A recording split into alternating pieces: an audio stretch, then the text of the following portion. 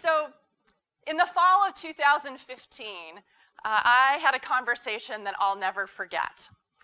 I was talking to our director of enterprise services, the state agency that I worked for before I went to the governor's office. And I was talking to Chris Liu about this culture we were trying to build. And this culture of engagement and lean and continuous improvement in government and, and of learning. And I said to him, finally, and you need to understand, he was a very experienced leader, 40 years in the private sector and mergers and acquisitions internationally. And then he came to government.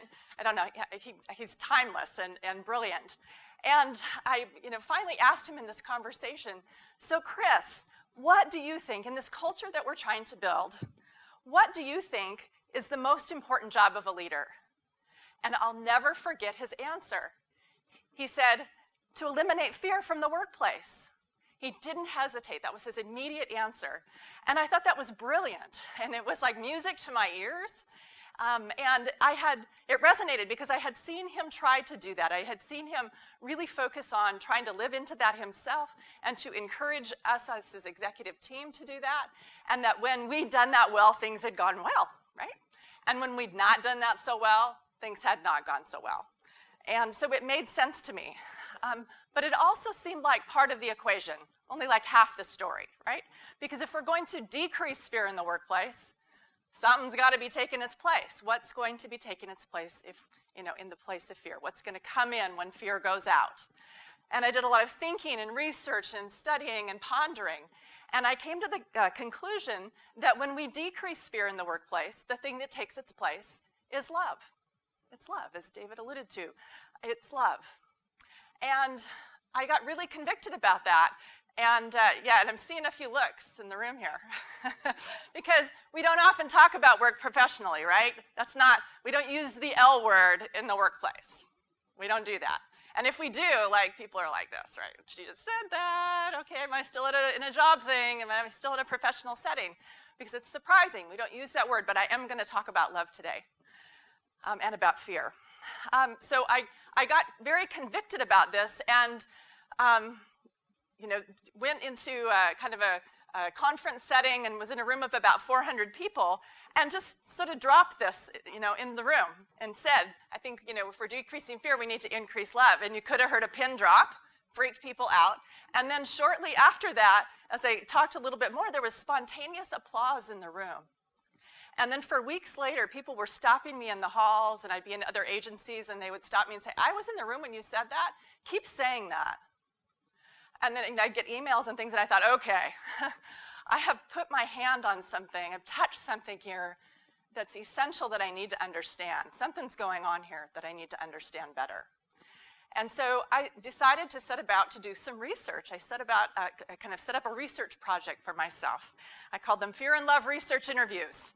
And I initially conducted 50 interviews. And these were my research questions. I lined up people and had them tell me stories about a time when you felt afraid at work.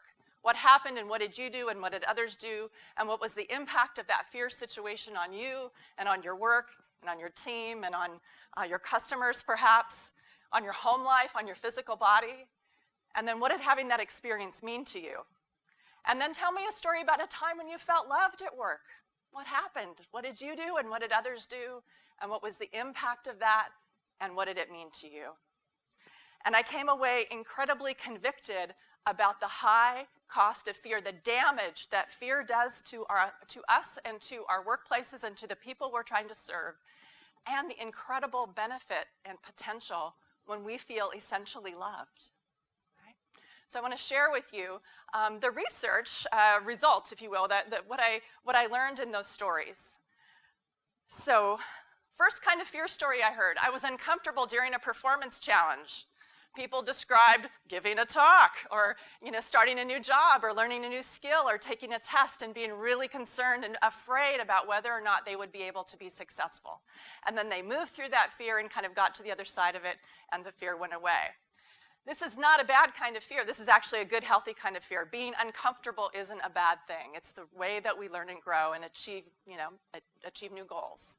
So we're going to set aside this kind of fear. The other kinds of fears are toxic kinds of fears, and so I want to talk about those. So the first kind of toxic fear, I didn't know how to be successful after a change. So people described being in jobs where they knew how to do their job, got good performance reviews, everything's going great, they had their place on the team, and something changed. The team composition changed, maybe the work changed. Oftentimes it was the leader that changed, and a seasoned leader left, and a new, less experienced leader came in and took their place, and they had kind of lost their bearings. They had no guidance for how to be successful in this new environment. And people said things like this: I went from knowing what to do to never knowing what to do.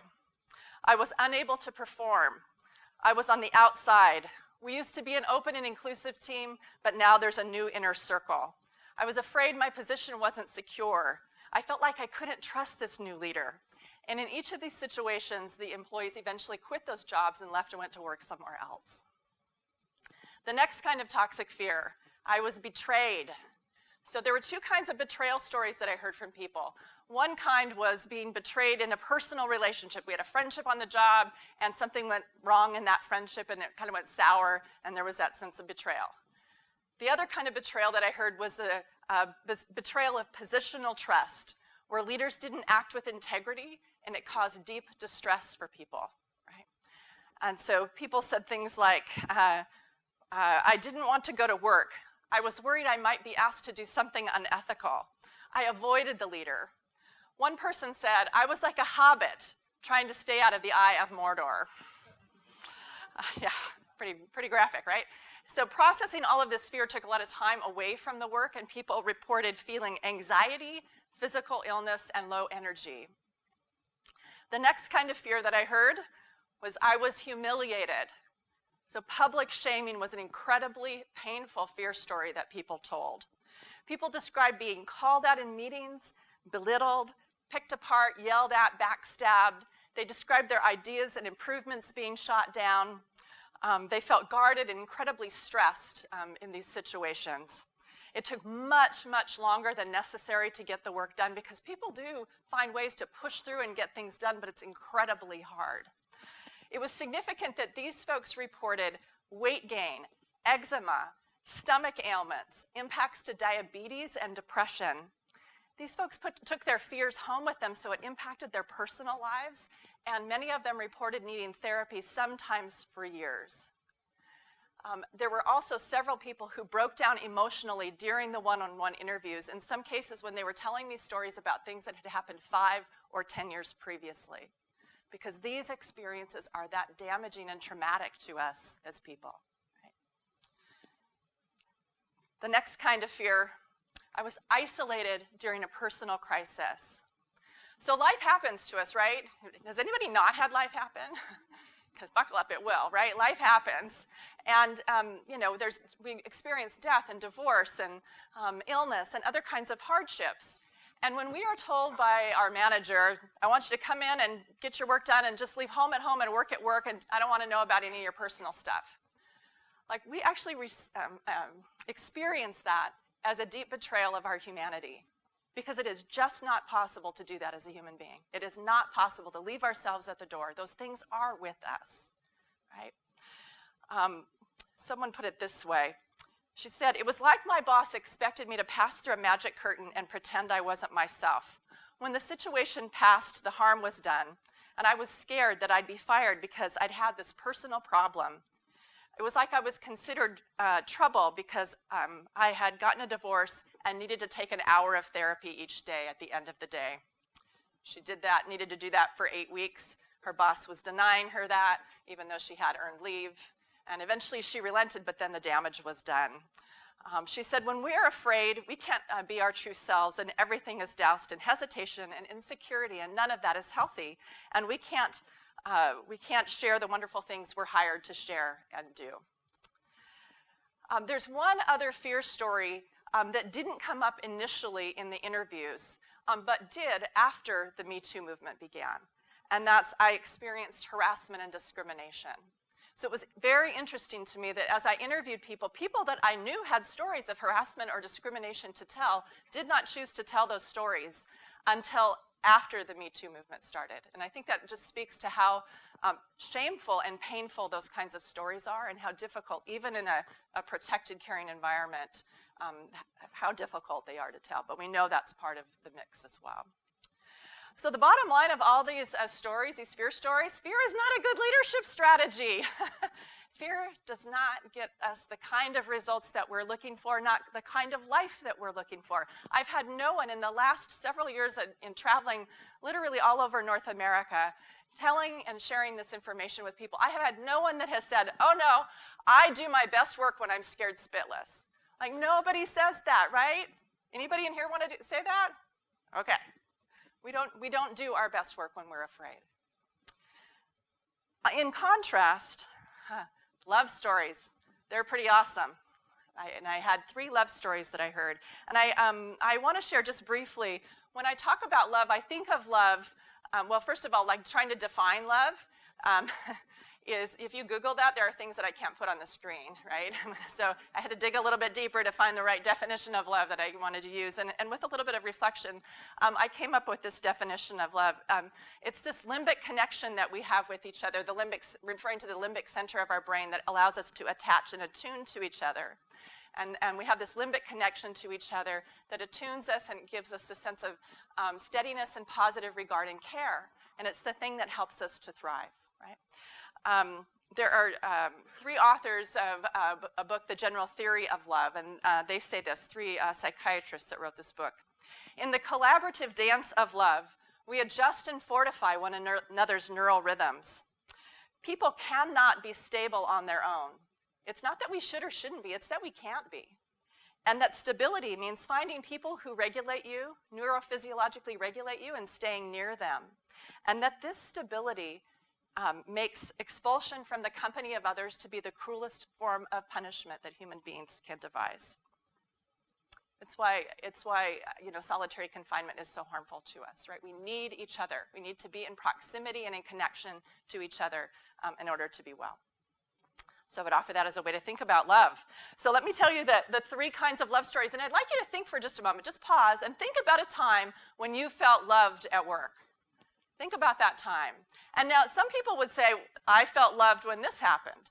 And other people would say, well, I wouldn't use that word, but I would tell you a story about a time when I felt respect or trust or empathy or inclusion or justice or appreciation. Those were those were versions of love. They're all in the realm of love. So think about that story, okay? So here's the first kind of love story that I heard. My leader cares about me. My leader cares about me. Who had a story in your head about your leader caring about you in some way? Yeah, okay, cool. So people said things like this. My leader took an interest in me as a person. I'm recognized for who I am. I feel belonging, respect, and appreciation from my leader. My leader got to know me and my interests and my skills. He invested in me. I'm trusted to innovate. And these folks reported feeling loyal and energetic and excited for their jobs. And you know what I love about that list is that it's so doable, right? You don't need much budget for any of that, right? You don't need much permission for any of that. That is just like showing up and paying attention and caring and connecting and taking an interest in the people that are under our leadership, right? And we can have a profound impact, and people will experience those behaviors as love. The next kind of love, my team is like a healthy, caring family. My team is like a healthy, caring family. So teams that are like healthy families work hard and laugh together each day, and they help each other, and they rally when times get hard. They report celebrating together, and they eat together a lot. Food came up a lot in these stories. They provided support and acceptance and care and said things like this. We cover for each other. Our customers received the greatest service from us. We had a reputation for high quality work and creative solutions. One woman in IT said, this was the first time in my life when others came to me with no judgment for my gender. Can we say shocked? And then one other person said, we talk about our problems and issues openly. We pay attention to the whole, not just our own piece. These teams talked about, also some of them about being able to like throw down a problem and really tug and pull around it and like have good healthy disagreements and argue about solutions. And then at the end of the day, everybody's cool and great with each other, and they could do that because they knew that they weren't going to be voted off the island for having that disagreement, that they belonged, that they cared about each other, that they were committed. The one thing that I will say is that this metaphor of the family came up a lot. People use this language a lot, but it doesn't work for everyone. For some people, their family is their family, and their team is their team, and they don't want to have that metaphor crossover. So, in that case, the important part is being healthy and caring, right? Another thing to note is that some people don't come from healthy, caring families, and invoking family is a negative thing. And so we need to be aware of that.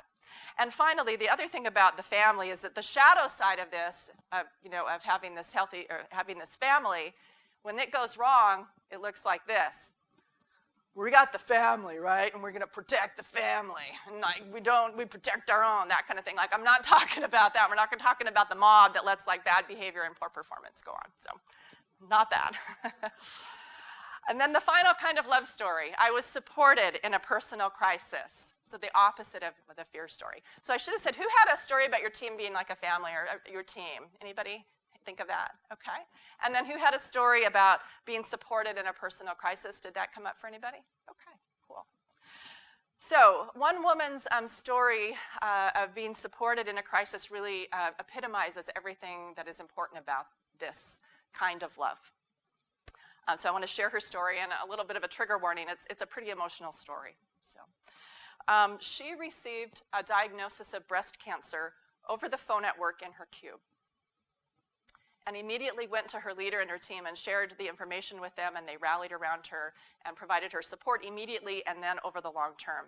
She'd chosen to become a single mother of twins just the year before, and she'd used up all her leave. But that organization and the folks in it donated their leave so that she never missed a paycheck for a year. They did everything to help her know that she was important and that her health came first. And she said this: "It's hard to take in that much love.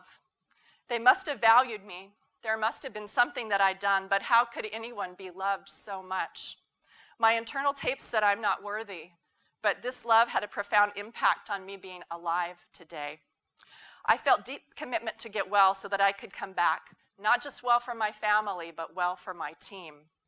I was eager to be part of the work again and honor their investment and commitment in me. I wanted to make work matter more. Making a difference had a deeper meaning. And when I returned, I walked through halls surrounded by people who had carried me. It was a holy ground feeling. These people carried me, and we do important work here, and I want to contribute and really make it count. We're all connected, and you just can't ignore that.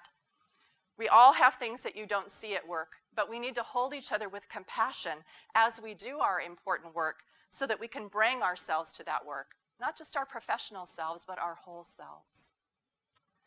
I'm really happy to be able to share that she had been 10 years in state service at that time and went on to 20 more and just retired in June. And she's well, and her kids are grown. And the thing that is so important about that story, not only did she receive the love and support that she needed, but everyone in that organization learned that that's a safe place to work. That's a place where we take care of people when the chips are down, and good things happen, amazing things happen when we do. So the bottom line, love is an excellent management strategy. It's a great way to lead. Good news, we don't have to check our humanity at the door, right? Good news. So a couple questions come up, and I'm going to try to be quick here because I'm getting the hairy eyeball over there. So a couple questions come up. One is, can we really get results in care for people? And what I want to offer is that that's the wrong question.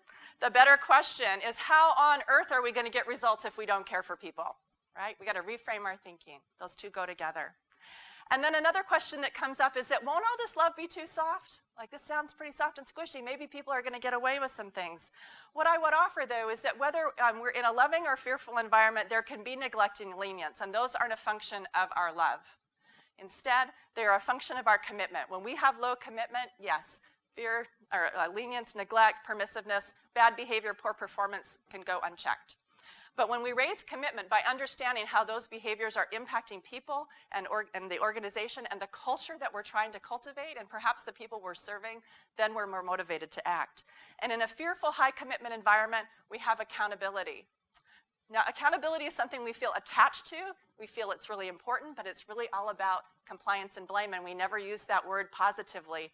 We only talk about being accountable for something bad that's happened, right? You would never say it in your cheers, thank you, you're accountable for that awesome thing that you did last week, right? We don't say that. It's a negative word. Instead, in an atmosphere of love and high commitment, we have responsibility, which is all about belonging and trust, and we care about each other and I don't want to let you down. And it allows for the good and it allows for responsibility for the bad, right? So if words make worlds, this shift from accountability to responsibility can be a powerful one. But just know that at the end of the day, it's not our love that's too soft, it's our commitment. There's a ton of research that supports this, and I'm going to just offer that, at all the major institutions from Harvard to Stanford to Michigan to Wharton and many business schools, NYU and so on, there's all kinds of research to show that psychological safety, first of all, is a necessary underpinning to all other performance factors in organizations, and that having a loving, caring, human-centered environment creates that psychological safety. That trust and forgiveness and kindness and altruism and self-sacrifice and warmth, that those kinds of qualities make for better outcomes in organizations. There's a ton of research to show that, and I just think it's great news. There's also a bunch of research to show that positive social relationships and positive social interactions create really good things in our bodies, like our bodies are healthier, lower heart rate, lower stress, lower blood pressure, stronger immune system, right, when we are in a positive social situation. Bottom line, perfect place to begin a wellness program is just by creating this kind of atmosphere in our organizations. So this is what I would offer is that this is a growing movement. I've had the pleasure of taking this work from the Department of Enterprise Services and now bringing it to the state of Washington and doing this from the governor's office to all of state government and then privately as well, and taking this message in the world. And I really consider it a new movement. It's a new movement. And it can seem unlikely and kind of preposterous, but I just want to close with this. That in these days when there's so many struggles and when there are difficulties and in organizations where it might not seem likely that this kind of culture could take hold, I will offer this thought that some people may scoff at all this, and who can blame them? Because new movements never seem plausible when they begin. New movements are overshadowed by what now fills the room, the town, the house. So new movements begin in quiet corners where few people notice. New movements may toddle when they're young, but with time they mature into something more steady and able and strong. New movements find and gently fill unmet needs, and the suffering are surprised, but once relieved, they join in. New movements dance alone in the kitchen when no one is watching, but after a time, new movements dance with family at weddings. New movements dance with friends at the club, and then eventually they dance with countless others in a crowded field under a starry night sky. And then no one is scoffing because everyone is dancing. Right? So I hope you'll join me in making work more human, in the dance of making work more loving and human. Thank you. Great. Thank you. Yeah, I have no idea where I'm at on time. So we take some questions on Slido, and it's really appropriate image because the first one is, what is the next step in your research/movement? Oh, so glad that you asked that. So on my website, on makeworkmorehuman.com, there's a story portal, actually. And I've partnered up with Marcel Schwantes, who is a writer for Inc.com, and he and I are partnering to collect 500 stories about fear and love at work. And so you can click on the link and go in and share your story. It's through a MailChimp tool. And we're collecting those stories, and we'll be trying to use those stories, analyzing them and using them to advocate more. Our stories are powerful. Sharon said it this morning. You said it this morning. Stories are powerful, and we reach each other through our stories. Our stories can convince us, actually, of what's good for us in this. Great. Yeah. And so are there any trends or differences that you saw between the government and private sector regarding fear and love? No, and this has been, what's been stunning. So most of my interviews were in the public sector, and I've spoken, like I say, literally to thousands of people all over North America and even in Europe. And people that have come to the U.S. and in international conferences and whatnot, and it's been universal. It's like no one has said, "Oh, sorry, we don't need that." It has been universal. So, yeah. Okay, so how do you show love while managing low-performing employees? Because that seems very challenging. Yeah, it is. So the thing I would offer about that is that the way that I think about this is the higher up you go in an organization, the greater your capacity for love has to be to handle the complexity, the depth, the width, the breadth, the complexity of that, because it's not easy. And if I'm your boss and we're having problems with your performance, it's not just about you, right? I can't just I'm going to take care of David. I've got everybody to think about, right? And I've got the customers to think about, and I've got all of the other staff to think about. And so, yeah, we've got to make sure that we've done right by this employee, done everything that we can to help David be successful. And if that isn't working, then we need to, kindly, graciously, with dignity, help David to move on, because that is loving the whole system, right? But it doesn't have to be done brutally. Yeah. And it can be done with integrity. What are some tips of our best practices would you suggest for the audience in terms of doing it with dignity, with compassion, if it is my time is up and I need to be escorted out? Yeah. So, it's not in front of people. I mean, it's some of the obvious things, right? And you hear the opposite of these happening, so it's probably good to say. It's not in front of people. It's as kindly. I mean, it's just framed with kindness, with directness. I don't think it does anybody any good to not be clear. Sometimes, in HR, folks that are in sort of the more legal parts of HR will counsel, don't tell anybody anything. I'm sorry. I just think that is inhuman not to tell people, as much as you can about the why and how they can improve or what they need to be working on. And even when we do that in the moment, it won't feel good. It never does. And they may not feel the love at that point, right? It's unlikely that they will. But oftentimes people come back later and say, hey, how you handled that, I really respect that. And now I'm in a place where I'm a better fit, or I've gone on and things are good now. I've had those stories. So. That's great. And then I think for people in the audience who really resonate with that, how do you screen or train for managers that are predisposed to really adhere to this language of trying to stamp out fear and really build up love in the workplace? Yeah, well, I think it begins with really getting clear about it for yourself. It begins as an organization getting clear about the business case for being loving and human-centered, and then deciding what the language is that you're going to use. Because I'm using love because it made you all stop, right? And listen, I mean, this is a moment. And I believe it, fundamentally. Fear and love are the two things that we experience. Everything flows from one of those two things. And we've got to choose the words that make sense in our culture. And so as we choose those words then, and they're authentic to us, then we can reach out and recruit, and we need to be actively embedding those qualities in our searches. Yeah. This is less of a question and more of a to-do for you. If you haven't already, please write a book. Yeah. So I think that's related to the next one is, are these stories / research published anywhere? Fascinating. So I'll put this part up. So on the website, there are quite a few resources. I blog, and so the blog is there, and you can sign up. I'll send you messages a couple times a month with information and blog posts and whatnot. And I'm writing a book. 2 chapters done, a bunch to go.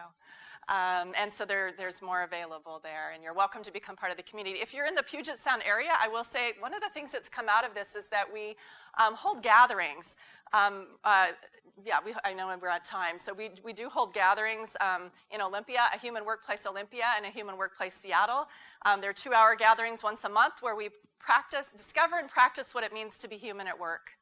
And it's amazing that we need to practice that, but we do, and so these are places. They're going to start them in San Diego. We did one in Copenhagen recently. My friends in Barcelona are starting, and it's spreading. So that's a resource as well. You can participate in gatherings locally.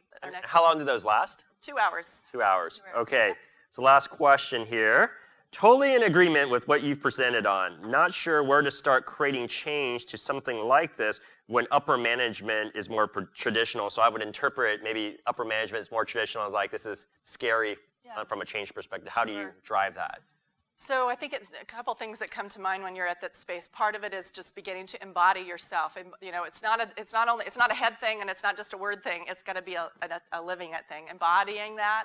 And then you know, there is a business case to be made, and I think it's on us as we embrace this idea to get good at making the business case and tying performance to care for people, and those are inextricably linked. Thank you for touching our hearts. Yeah, you're welcome. Thank you.